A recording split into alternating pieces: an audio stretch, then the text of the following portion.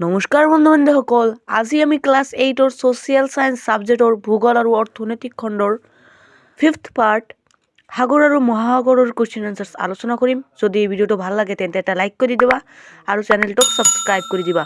তেন্তে বলা ভিডিঅ'টো আৰম্ভ কৰোঁ। অনুশীলনী প্ৰশ্ন 1 নম্বৰত আছে তলত দিয়া প্ৰশ্নবোৰৰ উত্তৰ লিখা। ক নম্বৰত দিছে মহাসাগৰীয় হ্ৰদৰ সৃষ্টিৰ কাৰণবোৰ কি কি?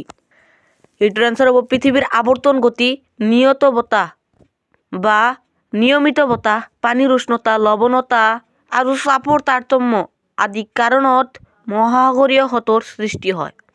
তাৰপিছত খ নম্বৰত আছে গৰম পানীৰ হ্ৰদ বুলিলে কি বুজা? এটাৰ আনসাৰ হব গৰম পানীৰ হ্ৰদ বুলিলে উষ্ণমণ্ডলৰ পৰা গৰম আৰু পাতল সমুদ্ৰ জল ওপৰে ওপৰে পৃষ্ঠ প্ৰবাহ ৰূপেৰে শীত মণ্ডললৈ প্ৰবাহিত হোৱাকে বুজায়।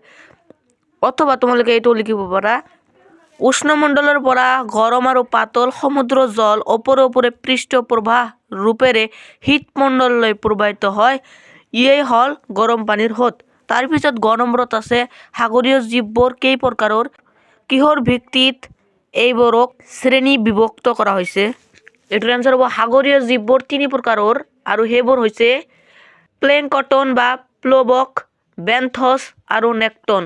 লৰচৰ কৰাৰ ধৰণ আৰু বসতি স্থলৰ ওপৰত ভিত্তি কৰি সাগৰীয় জীৱবোৰক শ্ৰেণী বিভক্ত কৰা হৈছে। তাৰপিছত ঘ নম্বৰত আছে সাগৰৰ কেনেকুৱা অঞ্চলত সাধাৰণতে মৎস্য ক্ষেত্ৰ গঢ়ি উঠে? এটাৰ আনসাৰ হ'ব সাগৰৰ যি অঞ্চলত উদ্ভিদ প্লবক প্ৰচুৰ পৰিমাণে থাকে তেনেকুৱা অঞ্চলত সাধাৰণতে মৎস্য ক্ষেত্ৰ গঢ়ি উঠে। প্ৰশ্ন 2 নম্বৰত আছে কাৰণ দৰ্শোৱা। ক নম্বৰত আছে নাটনি জোৱাৰ বসন্তী জোৱাৰৰ সমান শক্তিশালী নহয়। এটাৰ আনসাৰ হ'ব পূৰ্ণিমা আৰু অমাৱস্যাৰ দিনা চন্দ্ৰ, পৃথিৱী আৰু সূৰ্য প্ৰায় একেডাল ৰেখাত পৰে। এই দুদিনত চন্দ্ৰ আৰু সূৰ্য উভয়ৰে আকৰ্ষণৰ ফলত বসন্তী জোৱাৰৰ ঢৌ বেছি ওপৰলৈ উঠে, ফলত ই শক্তিশালী হৈ পৰে। আনহাতে নাটনি জোৱাৰৰ সময়ত অৰ্থাৎ সপ্তমী আৰু অষ্টমী তিথিত পৃথিৱী, চন্দ্ৰ আৰু সূৰ্যই সমকোণত অৱস্থান কৰে। এই দুটা চন্দ্ৰৰ মুখামুখি হোৱা ঠাইৰ লগত সূৰ্যৰ মুখামুখি হোৱা ঠাইতো জোৱাৰ হয়, ফলত নাটনি জোৱাৰৰ ঢৌ বসন্তী জোৱাৰৰ দৰে সিমান ওপৰলৈ নুঠে আৰু শক্তিশালী নহয়। তাৰপিছত খ নম্বৰত আছে আজিকালি পৃথিৱীৰ সকলো ঠাইতে সাগৰীয় মাছ কিনিবলৈ পোৱা যায়। এইটোৰ আনসাৰ হ'ব আজিকালি সাগৰৰ মাছ ধৰা আৰু সংৰক্ষণৰ ক্ষেত্ৰত অত্যাধুনিক প্ৰযুক্তি ব্যৱহাৰ কৰা হয়। সাগৰীয় মাছবোৰ ধৰি উপকূল অঞ্চলত লগে লগে শীতলীকৰণ ব্যৱস্থাৰে সংৰক্ষণ কৰি টিনত ভৰাই বিশ্বৰ বিভিন্ন প্ৰান্তলৈ পঠিওৱা হয়। সেয়েহে আজিকালি পৃথিৱীৰ সকলো ঠাইতে সাগৰীয় মাছ কিনিবলৈ পোৱা যায়। তাৰপিছত গ নম্বৰত আছে জাপানত সঘনাই চুনামি হয়। এইটোৰ আনসাৰ হ'ব জাপান দেশখন প্ৰশান্ত মহাসাগৰীয় আগ্নেয় বলয়ত অৱস্থিত। এই বলয়টো পৃথিৱীৰ ভিতৰত প্ৰধান ভূমিকম্প প্ৰৱণ অঞ্চল, গতিকে জাপানত সঘনাই ভূমিকম্প হয় আৰু তাৰ ফলত চুনামিৰ সৃষ্টি হয়। তাৰপিছত ঘ নম্বৰত আছে বৈদেশিক বাণিজ্যৰ বাবে জাহাজ পৰিবহণ ব্যৱস্থা উৎকৃষ্ট। এইটোৰ আনসাৰ হ'ব অতীতৰ পৰাই মহাসাগৰবোৰে মানুহক পৰিবহণৰ সুবিধা প্ৰদান কৰি আহিছে।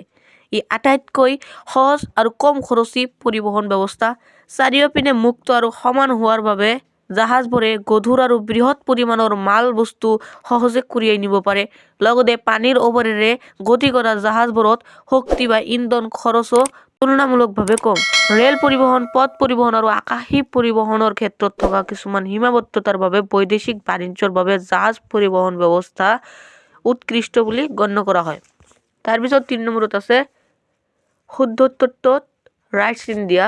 ক নম্বৰত আছে সাধাৰণতে শীতল পানীৰ হ্ৰদৰ উৎপত্তি হয় ক মেৰু অঞ্চলত, খ নিৰক্ষীয় অঞ্চলত, গ এটাও নহয়। এইটোৰ আনসাৰ হ'ব ক মেৰু অঞ্চলত। তাৰপিছত 2 নম্বৰত আছে দিনটোত দুবাৰ সাগৰৰ পানী উঠা নমা কৰাকে ক সাগৰীয় হ্ৰদ, খ জোৱাৰ ভাট্টা, গ ঢৌ বোলে। এইটোৰ আনসাৰ হ'ব খ জোৱাৰ ভাট্টা বোলে। তাৰপিছত 3 নম্বৰত আছে সুনামি শব্দৰ অৰ্থ হ'ল ক ভূমিকম্প, খ সাগৰৰ ঢৌ, গ পোতাশ্ৰয়ৰ ঢৌ। এইটোৰ আনসাৰ হ'ব গ পোতাশ্ৰয়ৰ ঢৌ।